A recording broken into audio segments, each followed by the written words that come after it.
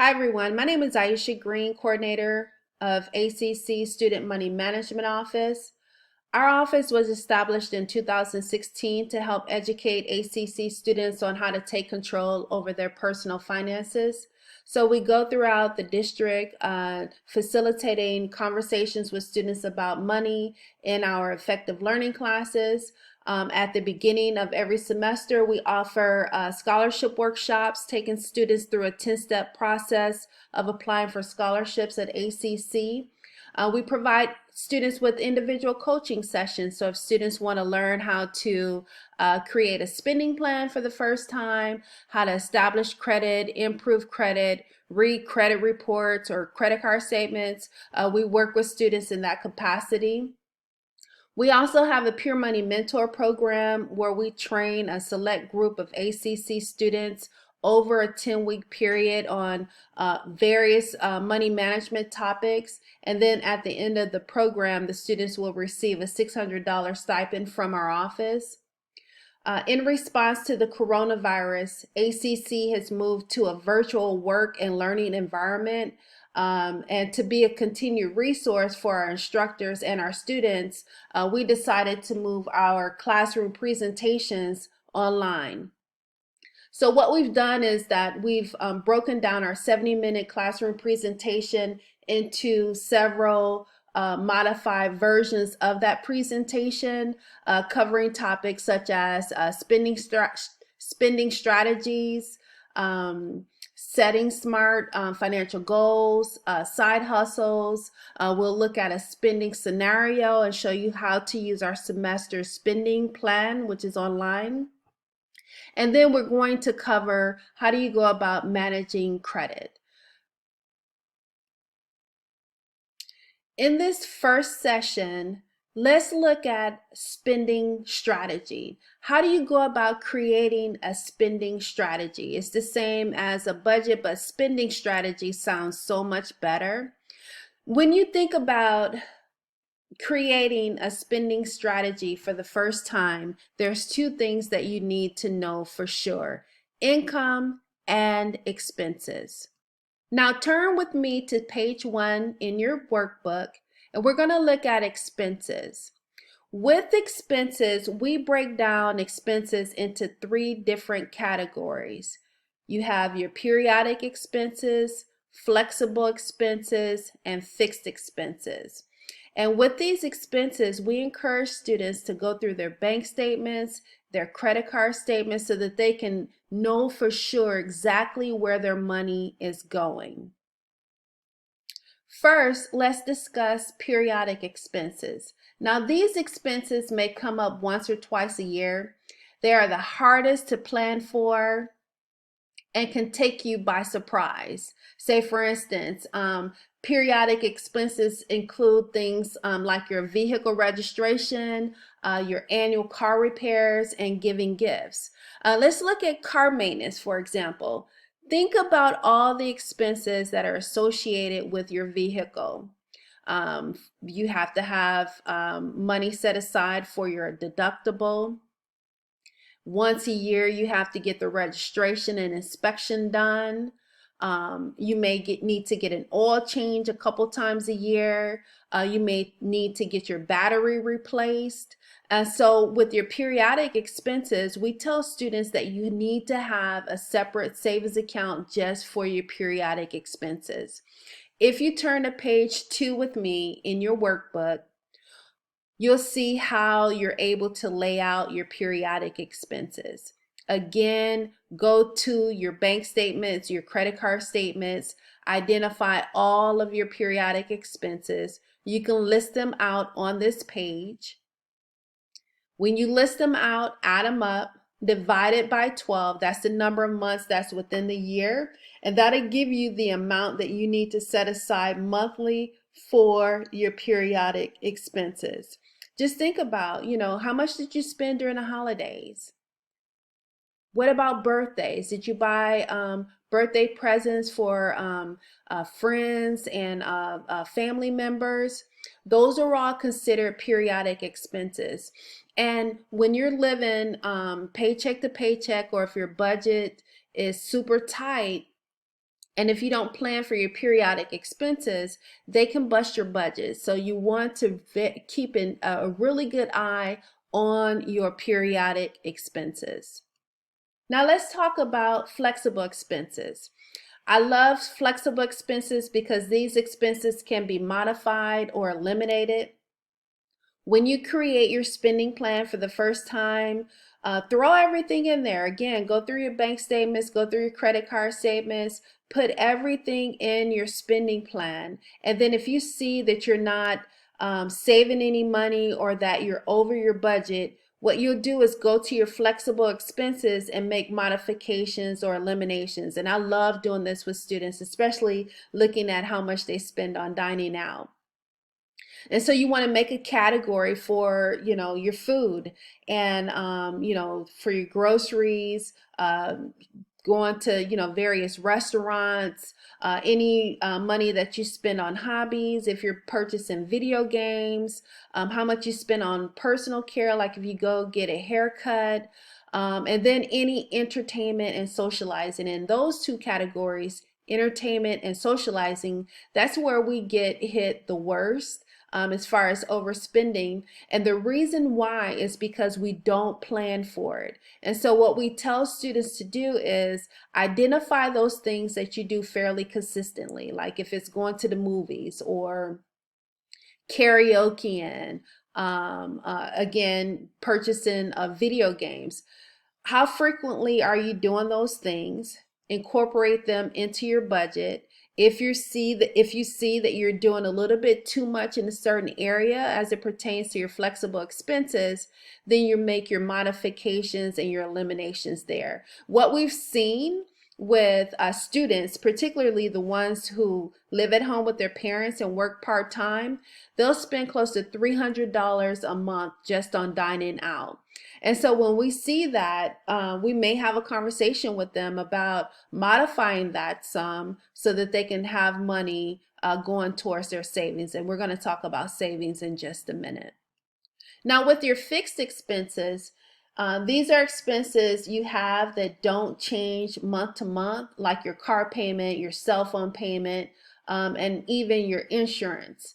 Those are all examples of fixed expenses. Now, they may vary slightly from year to year. Say, for instance, your rent can increase. But overall, you can count on your fixed expenses to stay the same at least for a year. Let's talk about how you can lower your fixed expenses. Car insurance as an example. To lower your car insurance payments, you can take a defensive driving course, or if you're a college student and you have a 3.0 GPA or higher, you can get a reduction on your car insurance rate that way. You can also shop around for the lowest plan. Now, as far as car payments, let's talk about that for just a moment.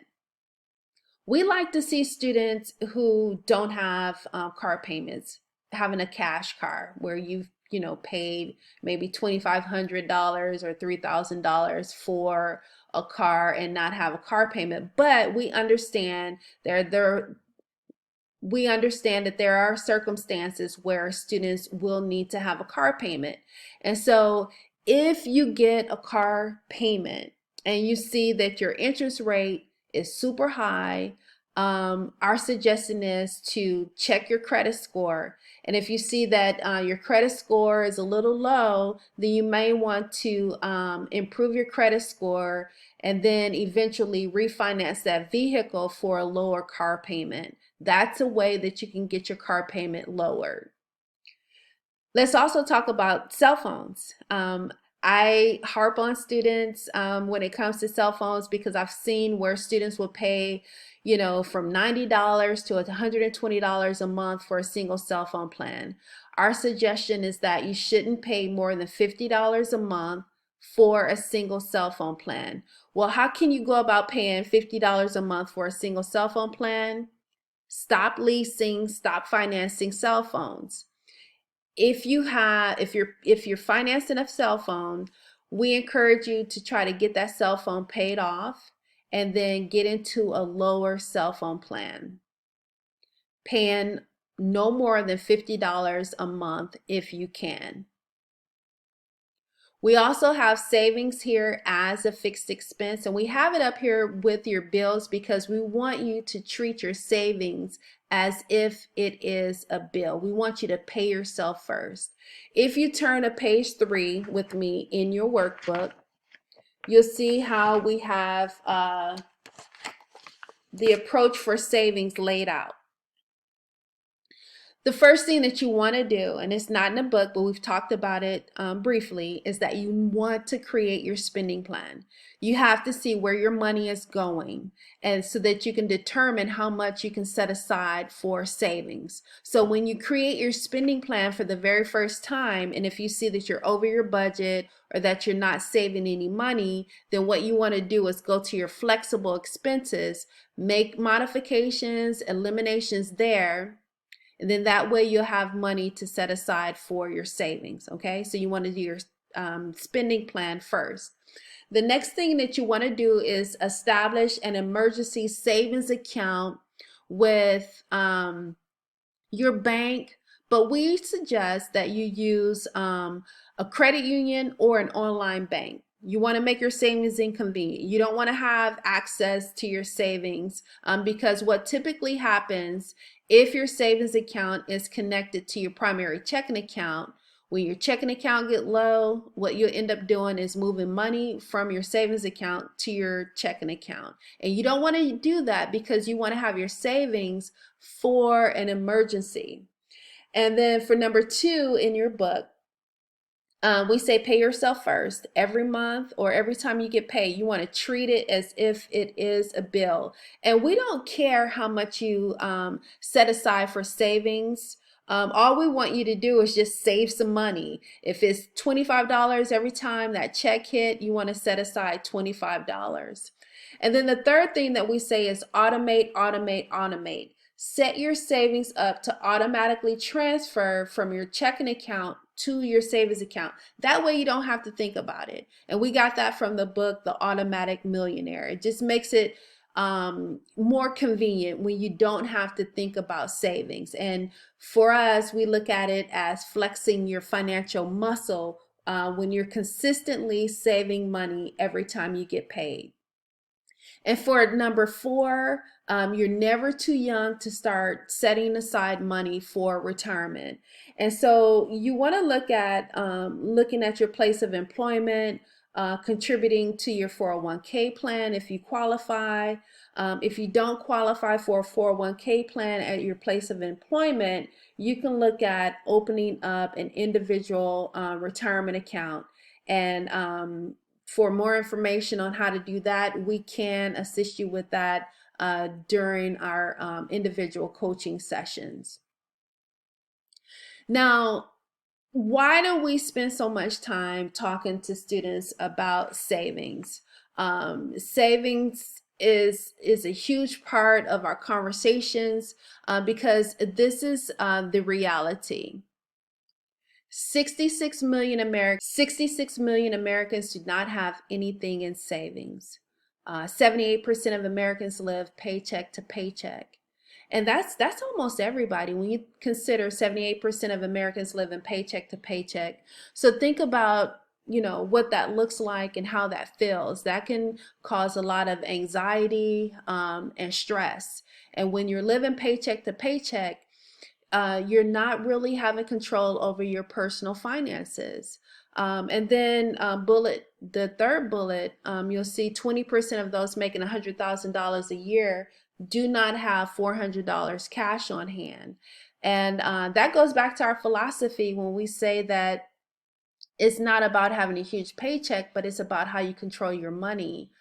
Because you can make a lot of money and still struggle financially when you don't have financial discipline, or if you haven't received the education, or if you haven't put things into practice, which is why you want to do your spending plan. You have to see where your money is going. You want to go through your bank statements, your credit card statements, list out everything that you're spending money on, and try to prioritize savings. Now, the second component of creating a spending plan or looking at your spending strategy is knowing where your income is coming from. When we ask students, where does your income come from? Most students will say, from my job.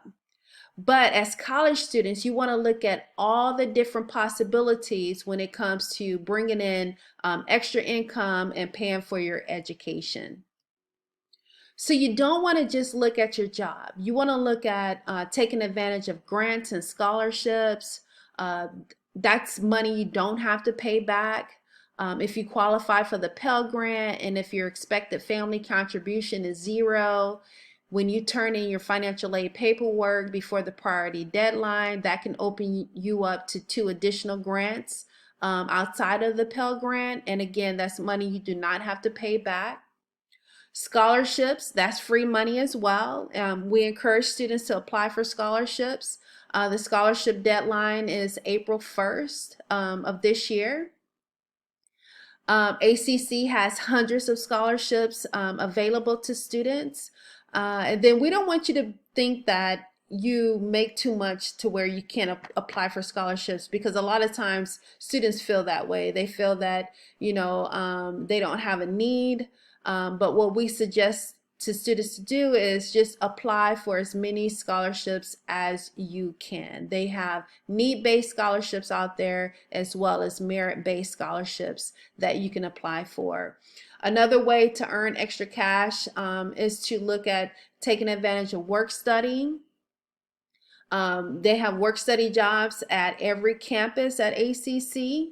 It's a convenient way to get experience and to earn extra cash and not to have to leave campus.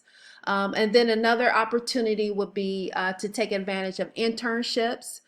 We suggest that students do not wait until the summer before they get ready to graduate to take on internships, but to take on as many internships as they can throughout their academic career, because taking on internships allows you to explore your program of study so that you can find out if it's really what you want to do. Like if you're into computer science and you're getting into programming, well, what type of programming are you going to get into? The only way that you can experience that is taking on various internships.